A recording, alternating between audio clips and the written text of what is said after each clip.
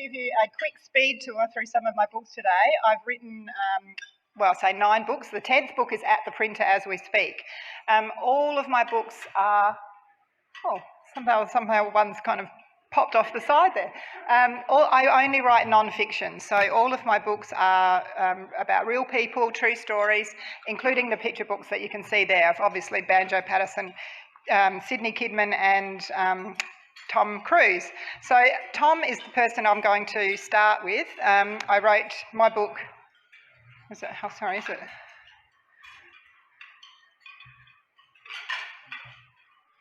I can't get it to go along.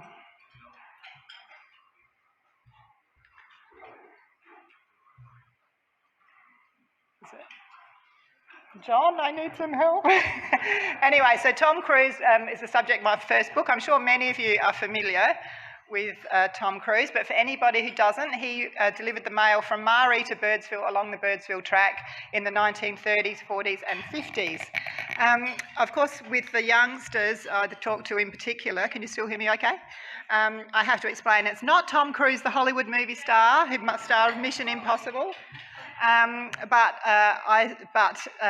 Tom, in fact, did actually have a film made about him, and that was The Back of Beyond, which some of you may have seen. And for anyone who hasn't seen it, it's actually on Netflix at the moment. Well, I don't know how long it's been on Netflix, but it's there. It was hard to access for a long time. So the fact that it's available now on Netflix, and I think also on Foxtel, I've been told. So do yourself a favour, Molly Meldrum, have a look at it. It won the Palme d'Or when it came out in 1954, the Palme d'Or of the Venice Film Festival. So very highly regarded film and certainly worth looking at today. So in the movie you see Tom driving around in circles on the sandhills and getting enough speed to get his Leyland Badger truck up and over the sandhills. In fact, the Queen Elizabeth, who we're here toasting today, saw The Back of Beyond. I think we might be coming there now. Thank you, John. So I always call this, thank you, movie star Tom. I love this photograph of Tom because I figure he looks like a movie star there. And I'll just quickly catch up to where I was. That's the Badger, the Leyland Badger truck that he did all of his work in. And here we see the film promotional poster for The Back of Beyond. So he is in fact a movie star.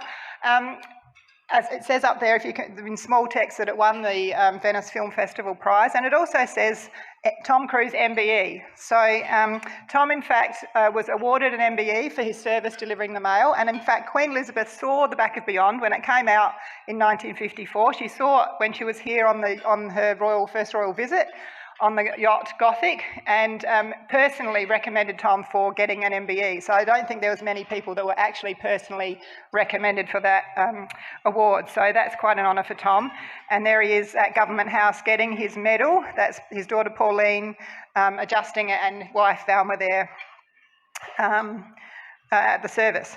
So what about the truck that he did all his service in? Well, here it is, 1958. He pretty much left it where it was, up on Pandy Station near Birdsville, and that's how it looked about 30 years later.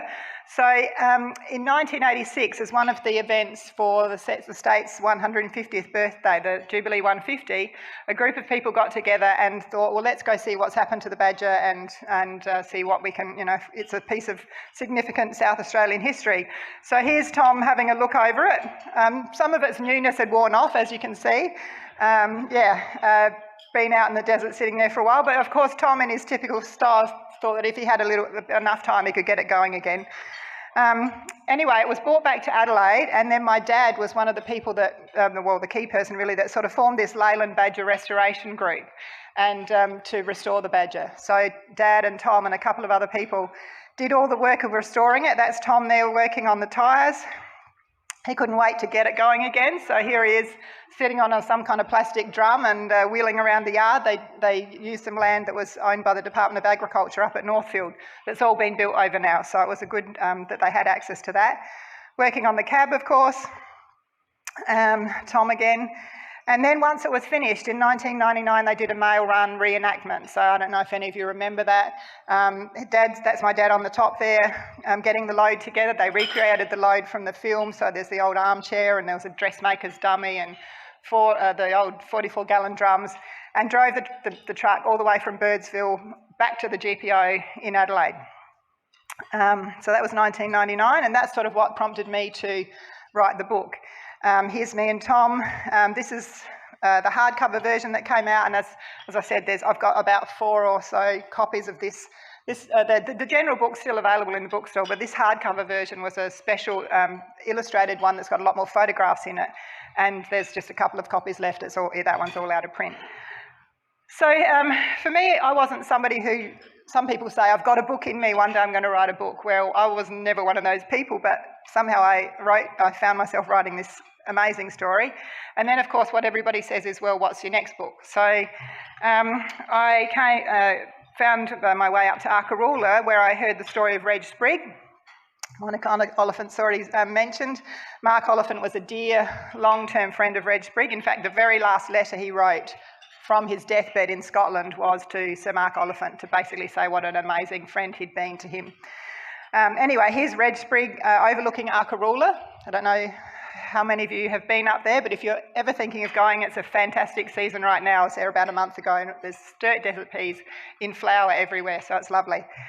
But he started Arkaroola. He was the first person to drive across the Simpson Desert. He discovered the Cooper Basin oil and gas fields up at Moomba. He discovered the deepest undersea canyons of Australia, opposite Kangaroo Island, and other things. He was also involved in marine exploration, looking for oil and gas deposits out in St Vincent's Gulf. So this is their boat, Sayori, and if you can see on the back there, that checkerboard white and black thing is a diving chamber. So he was one of the people that sort of pioneered scuba diving back in the 1960s as well. It was a pretty difficult and dangerous kind of thing back then. So here's the diving chamber. You can see the diver going there'd be somebody inside, and then there was free divers around. So they used that to do surveys across Gulf St Vincent. The diving chamber, funnily enough, ended up at Arkaroola, which I guess is sort of Reg had it in his backyard, but it was a pretty incongruous place to see it 600 kilometres from the ocean. But one of the people who did see it up there and realised that it was a pretty important part of South Australia's sort of diving history asked if he could get it back to Adelaide and restore it, which he did, and it's now standing on the shore at Glenelg, down there where the old buffalo, I'm not sure if the buffalo's still there, but there's a tram and there's a whole bunch of kind of odd historical objects on the foreshore at Glenelg, which also includes now the diving chamber. The person who took that initiative and recognised the uniqueness of it was anaesthesiologist Dr. Richard Harris, who we now all know as the famous Dr. Harry, who was involved in the rescue of the Thai soccer team boys in Thailand. So he was the one who made that effort to rescue and restore the diving chamber. One of the other things that Reg Sprigg did was discover the Ediacaran fossils, the oldest animal fossils in the world. And this one's Spriggina, named after Reg. In real life, it was probably about 1 inch long, 2.5 centimetres, but Reg, I think something that shows how proud he was of having this fossil named after him, was up at Arkaroola. He recreated a 70-metre long recreation of Spriggina, with all sorts of different coloured rocks. So you can still see it if you know where to go, and it's a bit overgrown, but I think that indicates he was pretty proud of having the fossil named after him. But he was the one who discovered the whole genre of Ediacaran fossils. This is our fossil emblem, in case you didn't know. So there's actually a sculpture of the fossil. This is at the back of Adelaide Uni, well, back or the front, I don't know, where the footbridge goes across to Adelaide University. This sculpture is here. And so this was, I don't know, Monica, if you were there at this opening, but a couple of years ago, obviously the former Premier Stephen Marshall there, and on the other side is Jim Gayling, who's our preeminent researcher of Ediacaran fossils. So that's, we have a marine state emblem and floral emblem and so on, and now this is our fossil emblem. As I said, Reg discovered the Cooper Basin oil and gas field, so it was sort of as a result of that connection that I was asked to write the history of Santos. So moving forward now to 14, when it came out. So I was asked to write the history of Santos, which, that was something that hadn't been done, even though Santos is our, biggest South Australian company. So at the AGM in 2014, any shareholder that came to the meeting was given a copy of the book. That's the CEO at the time there, David Knox, and he was the one who commissioned the book. And to his credit, he said he wanted it to be warts and all. We're not glossing over anything. It's not a PR piece. He wanted a full history of the book. What I didn't say at the beginning of this talk was what I was sort of trying to illustrate in here is the opportunities that have been given to me that have presented themselves by my career as an author, and the fact that I've met some really interesting, amazing people and been privileged to go to parts of the state and places that are really not always on the, the tourist trail for people. So one of the opportunities or interesting people that I met as a result of being asked to write the Santos book was Alan Bond. I managed to track him down and got invited to meet with him at his home in Cottesloe in Perth. And because he had a small but very significant role in Santos. So that's Alan Bond on the left. Oh no, on the right. Sorry, I'm on backwards. Alan Bond on the right. John Benithan on the left, one of the two co-founders of Santos, and John Zender, the managing director at the time, in the middle there. So Alan Bond at one point owned 37.5% of Santos. He bought the shareholding from Burma Oil Company. So when this venerable British firm, Burma Oil Company, owned 37.5% of South Australia's only energy company at the time, that was fine, no questions asked. When suddenly it was sold into the hands of Alan Bond, everybody went, not too sure if we're very comfortable with that. So the South Australian Parliament retrospectively changed the law to say that nobody could own more than 15% of Santos. So that shareholding cap, the famous sort of shareholding cap that was on Santos for 28 years, I don't think anyone ever really realised it was going to be for so long. It came off in 2008. That was all because of Alan Bond's involvement in Santos. And I think nothing quite illustrates the late 1970s, early 80s sort of stock investment era as this photograph taken at the Adelaide Stock Exchange. I've lost my bearings. We're somewhere there in Adelaide. Writing up on the chalkboards. And so for me, it was an opportunity. I got to go to Moomba, which is somewhere that is not publicly available to most people, but really an amazing place to go if you ever get the chance to go. It's just the fact, to sort of think of the people that built this gas plant there in the 1960s. It was 1969 when natural gas came to South Australia, the same year that we walked on the moon for the first time. So, it's just an amazing to see this village or this city sort of rising up out of the desert there. This is one of my favourite shots of the workers getting around the gas plant on their bicycles, and then contrasted with this one I like as well, the fleet of Toyota Land Cruisers up there. I think there's a Toyota outlet at Moomba, and all with their flags up so that you can see, if there's a vehicle coming over the crest of a sandhill in the other direction. So then skipping forward to 2017, I published this book, Growing Up Moonta, which is a social history of Moonta. It was after talking about the town of Moonta in the 30s, 40s and 50s after the copper mines closed. And it's really a memoir of my dad's sort of childhood in Moonta and his life with his parents and grandparents. That's Dad on the cover there when he was 4, looking very smart in his little outfit in 1937. Even though it's about Moonta, and Moonta had the largest population outside of Adelaide at that time, when the mines were operating, and population of 12,000 people. So even though it's about Moonta, it could really be about any Australian town of that sort of era. It was when the meat was delivered by the butcher in a horse and cart, and they'd just chop up the meat at the back on a chopping block, and you'd bring your plate out and get a pound of sausages or something.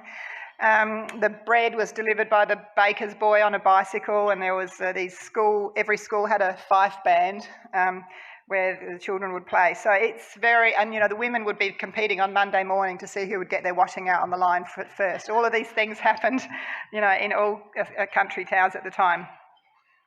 Of course, Moonta was established because of the discovery of copper. We had the most pure copper in the world.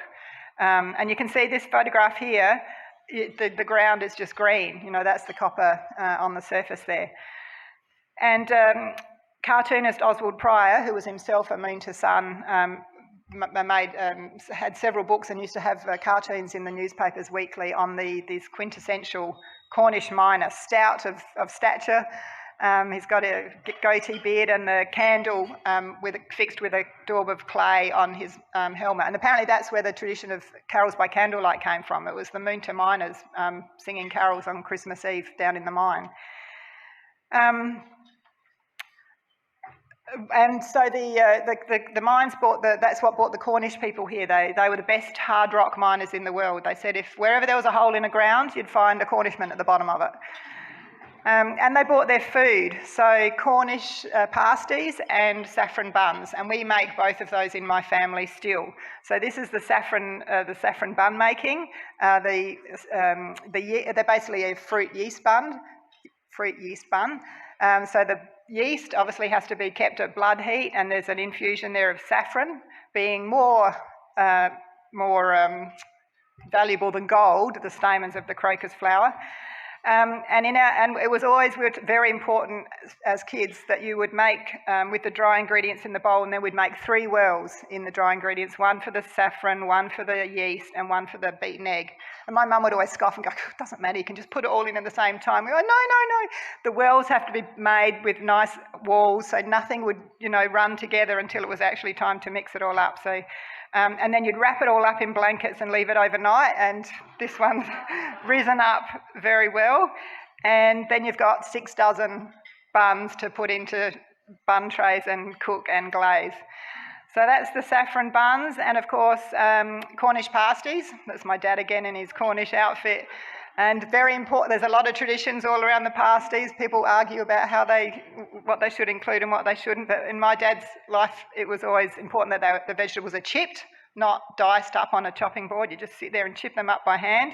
And of course a lot of rigmarole with the crimping of the pastry.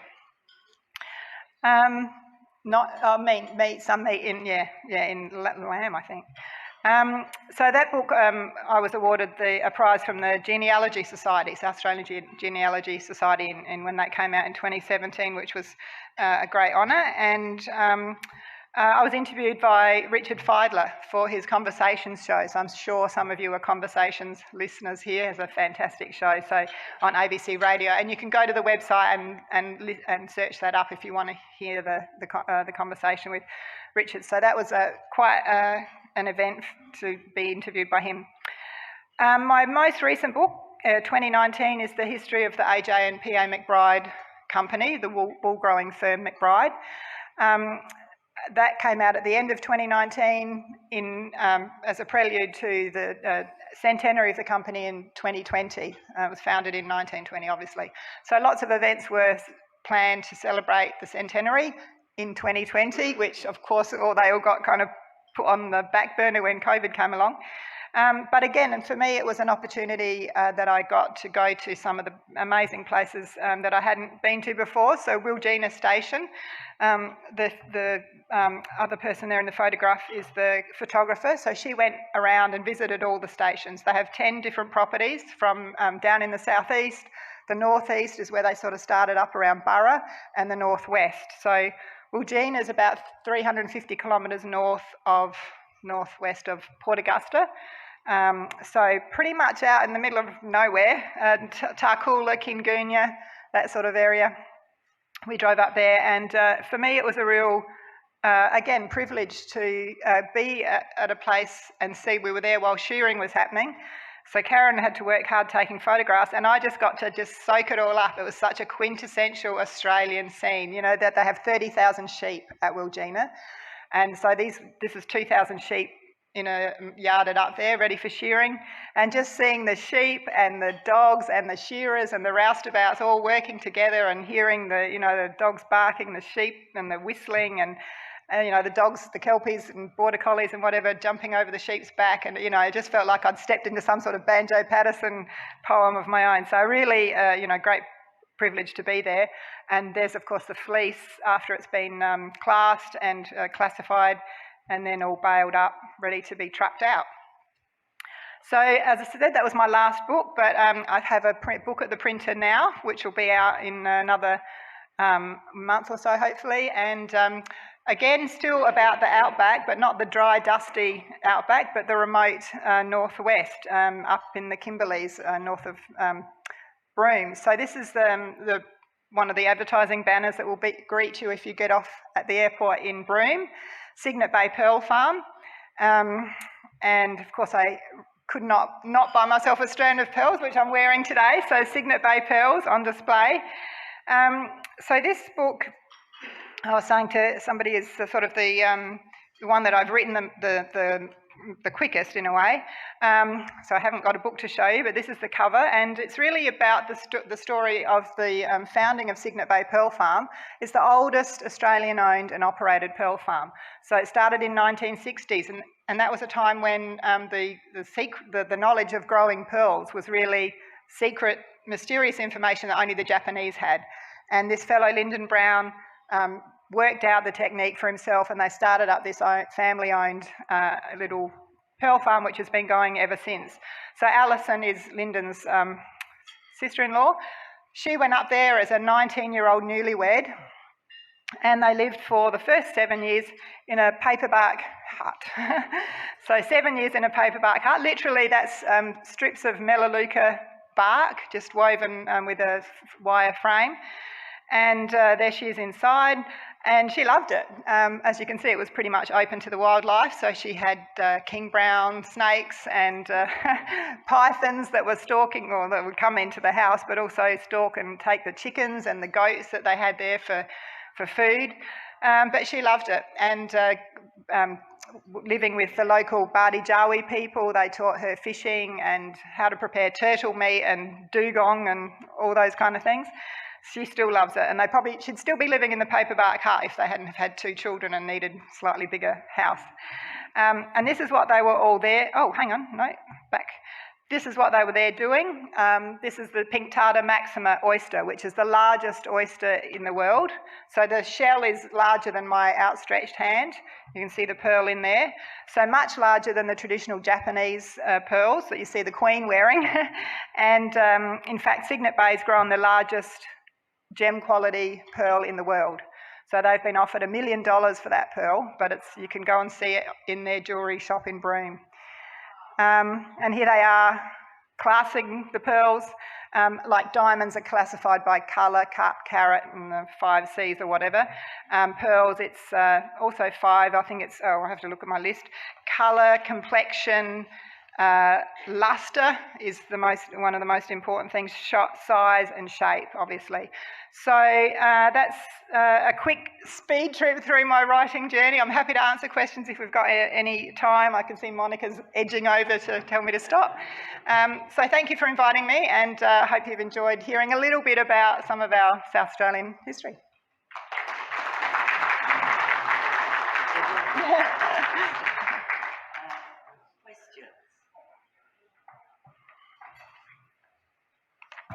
I've got,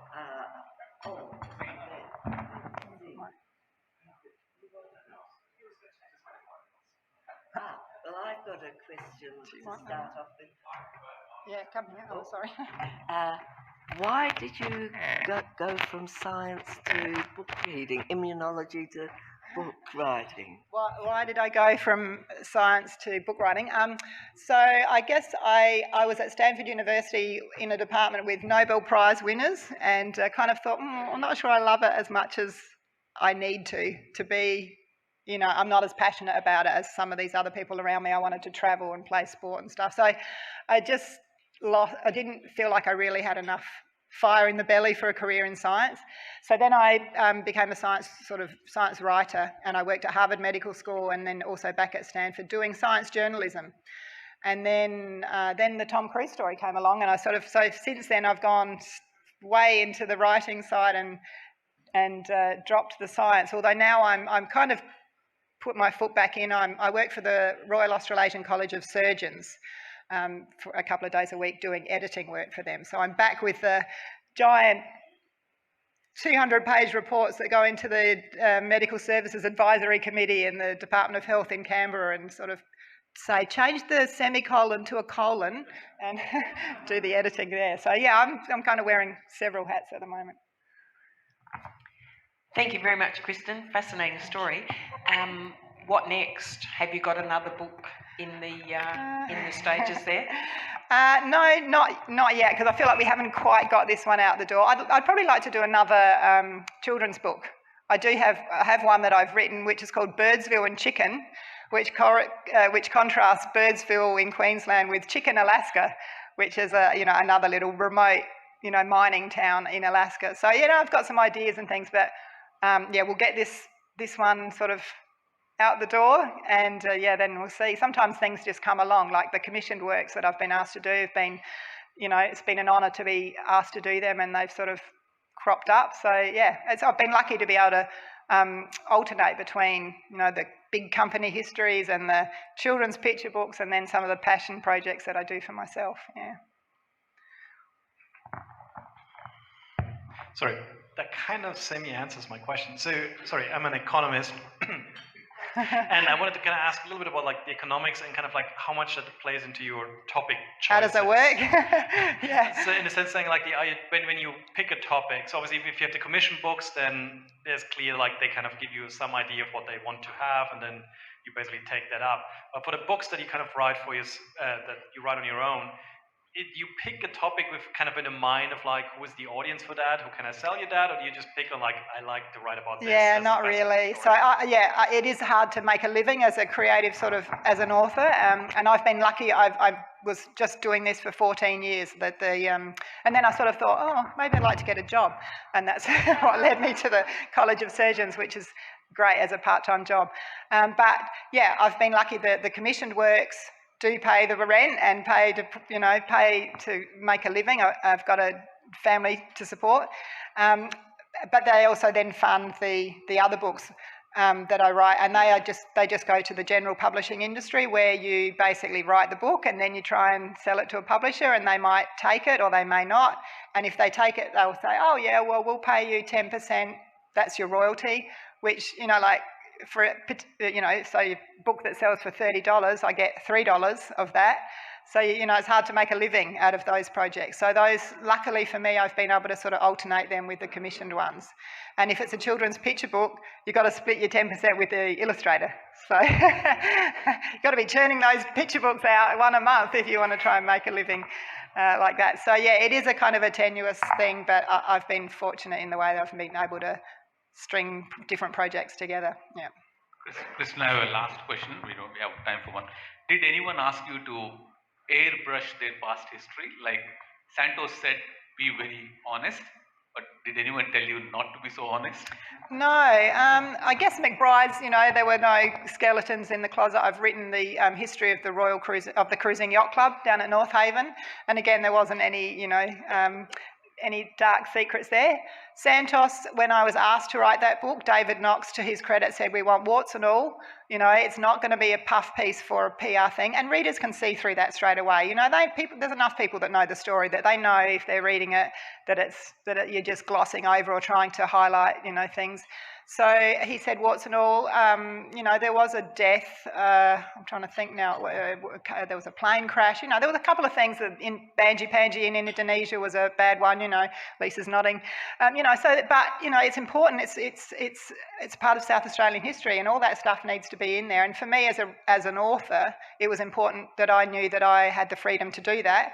And I actually, in my contract, at the beginning, sort of said, I had a clause that said I could take my name off the book if I felt that I was being sort of not being able to write the right book, that I wanted to write the true story. So we didn't have any problems like that in the end, but I guess just it's a way of protecting yourself as an author. It's my reputation. I don't want people to say, that's not a good, a true history of a company.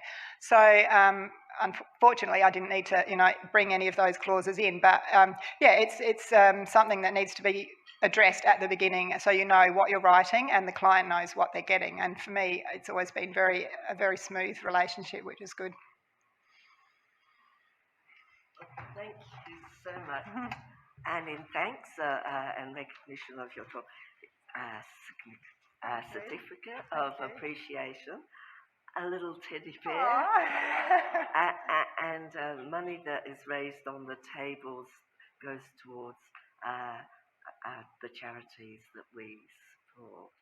And will you all join with me to thank Kristin for a wonderful presentation?